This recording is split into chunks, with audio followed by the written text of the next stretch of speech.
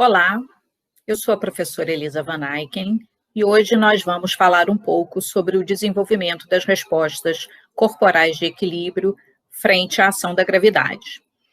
Para a gente começar essa aula, eu vou compartilhar com vocês, então, um documento em PowerPoint para que nós possamos ir acompanhando juntos o conteúdo aqui apresentado.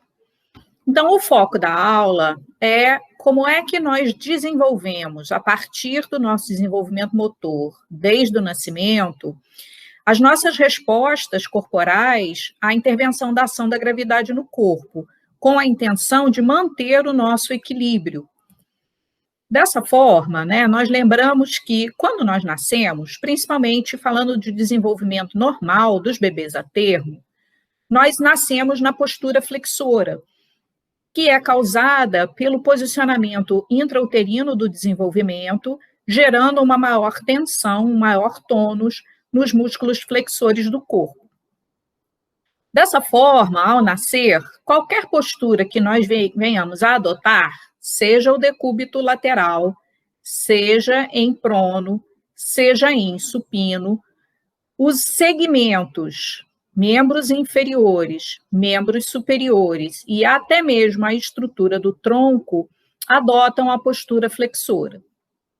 A partir do nascimento, a força de ação da gravidade começa a agir sobre esse corpo, o que favorece, em primeiro lugar, o alongamento passivo pela tensão que é exercida sobre o corpo desses músculos flexores, principalmente na postura de supino, e as respostas, sejam de movimentos reflexos ou espontâneos, antagonistas à força da gravidade. Então, por exemplo, o reflexo de sobrevivência, no qual a criança, ao ser colocada de prono, vira a cabeça para um dos lados, a fim de liberar a entrada de ar, as vias aéreas superiores, faz com que essa criança tenha o início de uma ação de levantar dessa cabeça contra a gravidade. Então, lembrando um pouquinho, que diz a lenda, que Newton estava embaixo de uma macieira quando a maçã caiu sobre sua cabeça e ele, então, pensou nas forças, de atração dos corpos na direção da Terra. Então, a força da gravidade é considerada uma das 4 forças fundamentais da natureza. Para além dela, força eletromagnética, força fraca e força forte. Quando nós estamos na Terra, a força de ação da gravidade ela é no sentido vertical para baixo, atraindo os corpos na direção do centro do planeta. Por causa disso, o corpo humano ele precisa se manter, para ele se manter em pé ou se manter sentado, ele precisa desenvolver mecanismos para que mecanismos opostos a essa força de atração do corpo ao centro da Terra. Então, nós chamamos de centro de massa ou centro de gravidade do corpo uma região, um ponto do corpo humano, ao redor do qual toda a massa corporal está igualmente distribuída. E esse centro, o centro de massa ou centro de gravidade, ele vai se projetar ao centro da base de sustentação, ou seja, ao centro do apoio ao qual o corpo está. Essa base de suporte, essa base de apoio, ela também nos dá os limites da nossa estabilidade. Então, a gente tem aqui alguns exemplos, a base de apoio formada pelos pés, que vai desde o bordo lateral de um dos pés, nesse caso o pé esquerdo, passando pela parte posterior dos calcâneos até o bordo lateral do pé direito, passando também pela parte anterior, formada pela base da ponta, da parte anterior dos pés. Se nós nos colocarmos na ponta dos pés, a base de suporte diminui consideravelmente. De outra forma, se nós ampliarmos a distância entre um pé e outro, nós também ampliamos toda a nossa base de suporte. Nessa imagem, nós temos alguns exemplos. Vejam bem, o ponto vermelho marca aonde se concentra, né, o centro da gravidade, ou seja, ponto no qual todo o restante da massa corporal está igualmente distribuído. Então, nessa pessoa de cabeça para baixo, a base de suporte ela é formada pelas mãos, pela cabeça, todo esse espaço de suporte para a incidência dessa ação da gravidade. Quando a pessoa está na postura de pé, sobre um único pé, com a flexão anterior desse tronco, vejam que a incidência da linha da gravidade ela está bem anterior à base de suporte, e não no centro, como na figura anterior.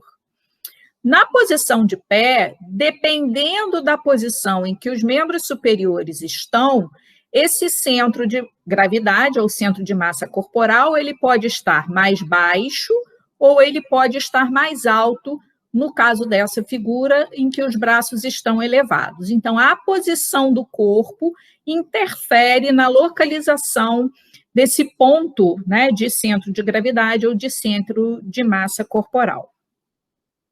No desenvolvimento das nossas habilidades de equilíbrio, o que existe são desafios à estabilidade do corpo. E, a partir desses desafios, o corpo reage tentando nos manter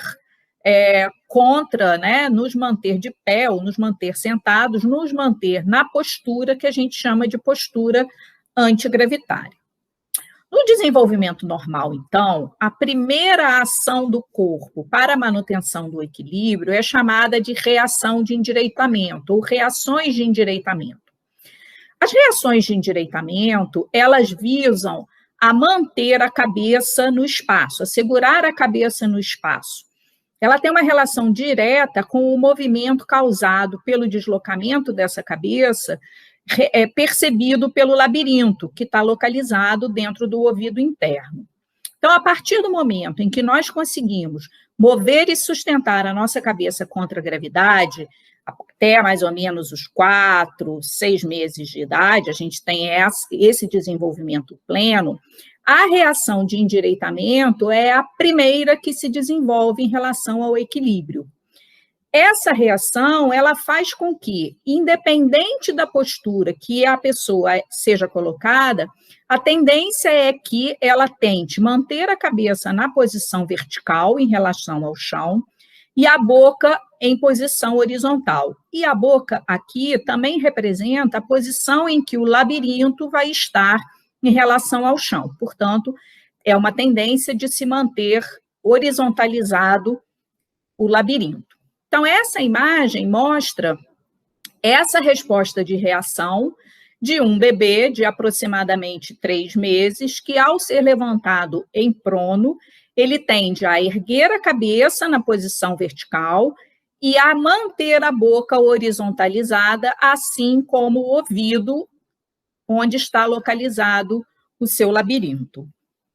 Em seguida, o corpo aprende, então, as reações de inclinação e de equilíbrio, que são respostas idênticas do corpo, mudando o seu nome conforme a relação que existe com o solo.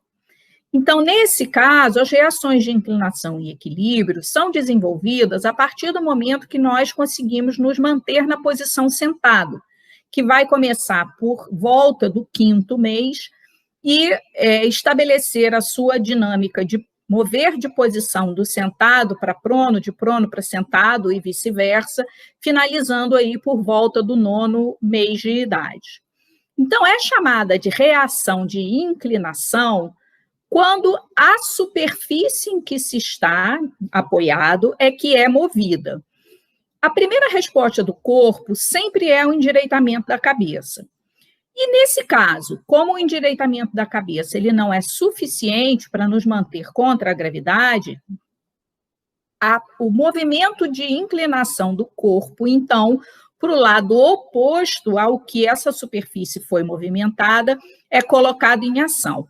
Então, se eu inclino a superfície de apoio para o lado esquerdo, o corpo ou o tronco da pessoa vai se inclinar para o lado direito na tentativa de recuperar o alinhamento da cabeça em relação ao solo. A resposta da reação de equilíbrio é exatamente a mesma. A diferença é que, no caso da reação de equilíbrio, a perturbação é feita diretamente no corpo. Então, se eu tenho uma pessoa sentada e eu empurro essa pessoa para o lado esquerdo, imediatamente ela se inclina para o lado direito na tentativa de manter o alinhamento ou o equilíbrio desse corpo.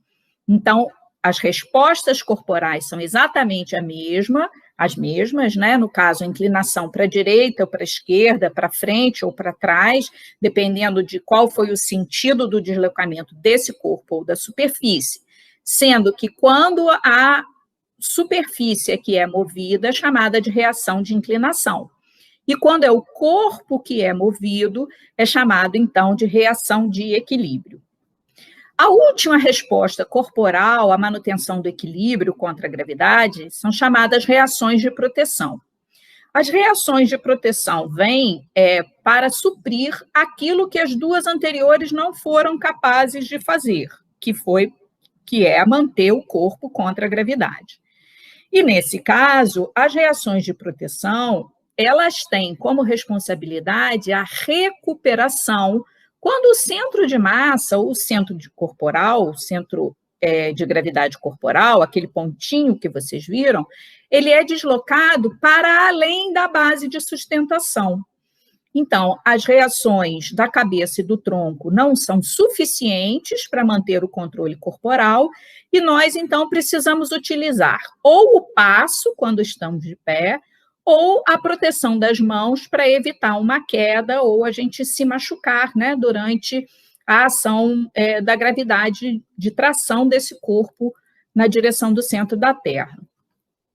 Nessa imagem, nós podemos ver que a reação de cabeça não foi suficiente para essa criança, a reação do tronco não foi suficiente e ela foi, então, obrigada a usar o suporte da mão para evitar que ela tombasse completamente para o lado direito. Vejam a tendência dela de manter a cabeça verticalizada e a boca horizontalizada em relação ao solo. E aqui também nós podemos ver que ela tentou utilizar a força de contração dos músculos do membro inferior e a abertura do membro superior contralaterais ao deslocamento, que ajudariam na inclinação do tronco, na resposta de manutenção de equilíbrio contra a ação da gravidade. Então, resumindo, as nossas respostas corporais à ação da gravidade, a fim de manter o equilíbrio corporal, elas iniciam com a nossa capacidade de manter a cabeça contra a gravidade, a partir de pequenas perturbações do corpo, no qual existe uma proximidade do centro da base de sustentação com a reação de endireitamento, ou seja, manutenção vertical da cabeça e horizontal da boca e do labirinto. A segunda resposta corporal são as reações de equilíbrio e de inclinação. Nesse caso, elas se desenvolvem a partir da posição sentada e essa resposta, então, é a inclinação do tronco para o lado oposto, a qual a perturbação é feita a partir da perturbação, a inclinação do corpo para o lado contrário ao estímulo perturbador do corpo. A última ação desenvolvida de resposta do nosso corpo são as reações de proteção. Elas vêm a partir de uma perturbação que leva o centro de massa corporal a incidir fora da base de sustentação e para impedir que a gente caia e se machuque, nós usamos o deslocamento dos segmentos para proteger o corpo. Agradeço, até a nossa próxima aula. Obrigada.